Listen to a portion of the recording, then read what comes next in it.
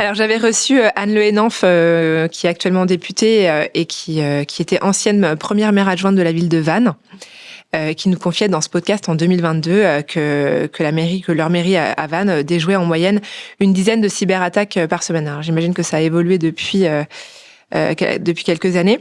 Donc évidemment, ces cyberattaques étaient de différentes intensités, mais avec une certaine régularité.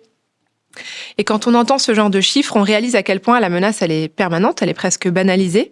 Est-ce que c'est votre ressenti au quotidien aussi, cette notion d'attaque ponctuelle, spectaculaire, elle est peut-être surmédiatisée, alors qu'en fait, en réalité, on a des cyberattaques tout le temps et de manière très régulière?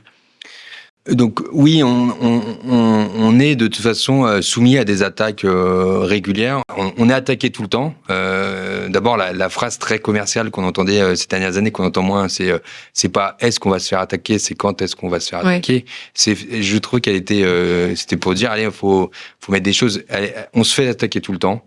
Voilà. Par contre, il faut mettre le niveau de sécurité qui correspond pour pas que ces attaques, ces robots ou autres puissent rentrer, pénétrer, prendre la main et faire des choses qui pourraient occasionner des gros dégâts.